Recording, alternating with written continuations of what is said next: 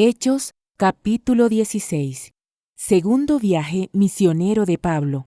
Pablo fue primero a Derbe y luego a Listra, donde había un discípulo joven llamado Timoteo. Su madre era una creyente judía, pero su padre era griego. Los creyentes de Listra e Iconio tenían un buen concepto de Timoteo, de modo que Pablo quiso que él los acompañara en el viaje. Por respeto a los judíos de la región, dispuso que Timoteo se circuncidara antes de salir, ya que todos sabían que su padre era griego. Luego fueron de ciudad en ciudad, enseñando a los creyentes a que siguieran las decisiones tomadas por los apóstoles y los ancianos de Jerusalén. Así que las iglesias se fortalecían en su fe y el número de creyentes crecía cada día. Un llamado de Macedonia. Luego, Pablo y Silas viajaron por la región de Frigia y Galacia, porque el Espíritu Santo les había impedido que predicaran la palabra en la provincia de Asia en ese tiempo. Luego, al llegar a los límites con Misia, se dirigieron al norte hacia la provincia de Bitinia, pero de nuevo el Espíritu de Jesús no les permitió ir allí. Así que siguieron su viaje por Misia hasta el puerto de Troas. Esa noche, Pablo tuvo una visión. Puesto de pie, un hombre de Macedonia, al norte de Grecia, le rogaba: «Ven aquí a Macedonia y ayúdanos». Entonces, decidimos salir de inmediato hacia Macedonia, después de haber llegado a la conclusión de que Dios nos llamaba a predicar la buena noticia allí. En Filipos, Lidia cree en Jesús. Subimos a bordo de un barco en Troas, navegamos directo a la isla de Samotracia y al día siguiente desembarcamos en Neápolis.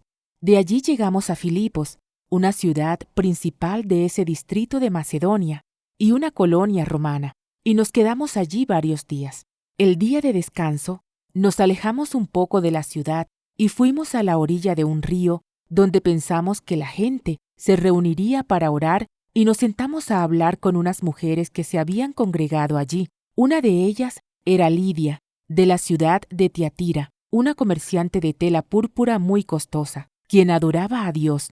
Mientras nos escuchaba, el Señor abrió su corazón y ella aceptó lo que Pablo decía. Fue bautizada junto con otros miembros de su casa y nos invitó a que fuéramos sus huéspedes. «Si ustedes reconocen que soy una verdadera creyente en el Señor», dijo ella, «vengan a quedarse en mi casa», y nos insistió hasta que aceptamos.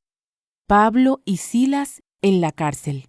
Cierto día, cuando íbamos al lugar de oración, nos encontramos con una joven esclava que estaba poseída por un demonio. Era una adivina que ganaba mucho dinero para sus amos. Ella seguía a Pablo y también al resto de nosotros gritando: «Estos hombres son siervos del Dios Altísimo y han venido para decirles cómo ser salvos». Esto mismo sucedió día tras día, hasta que Pablo se exasperó de tal manera que se dio la vuelta y le dijo al demonio que estaba dentro de la joven: «Te ordeno en el nombre de Jesucristo que salgas de ella».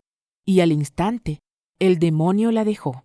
Las esperanzas de sus amos de hacerse ricos ahora quedaron destruidas, así que agarraron a Pablo y a Silas y los arrastraron hasta la plaza del mercado ante las autoridades. Toda la ciudad estaba alborotada a causa de estos judíos.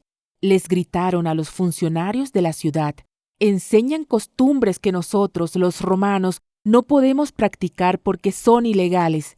Enseguida se formó una turba contra Pablo y Silas, y los funcionarios de la ciudad ordenaron que les quitaran la ropa y los golpearan con varas de madera.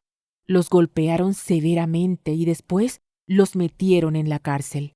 Le ordenaron al carcelero que se asegurara de que no escaparan. Así que el carcelero los puso en el calabozo de más adentro y les sujetó los pies en el cepo. Alrededor de la medianoche, Pablo y Silas estaban orando y cantando himnos a Dios y los demás prisioneros escuchaban.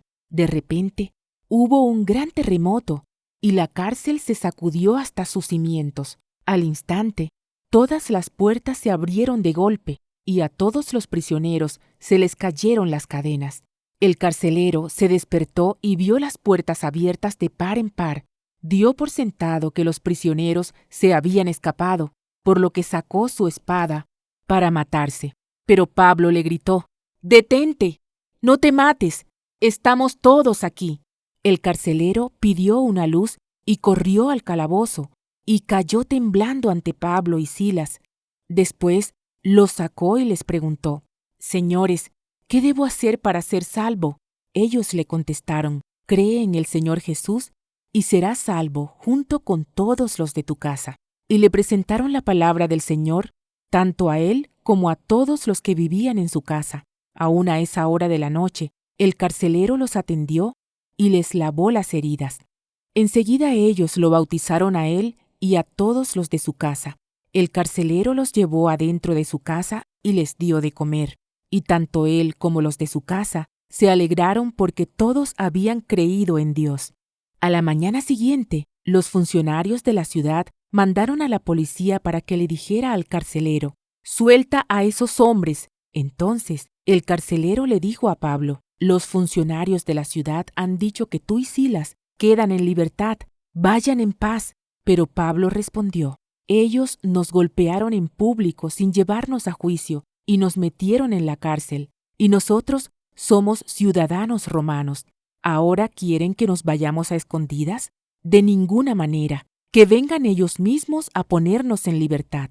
Cuando la policía dio su informe, los funcionarios de la ciudad se alarmaron al enterarse de que Pablo y Silas eran ciudadanos romanos. Entonces fueron a la cárcel y se disculparon con ellos. Luego los sacaron de allí y les suplicaron que se fueran de la ciudad.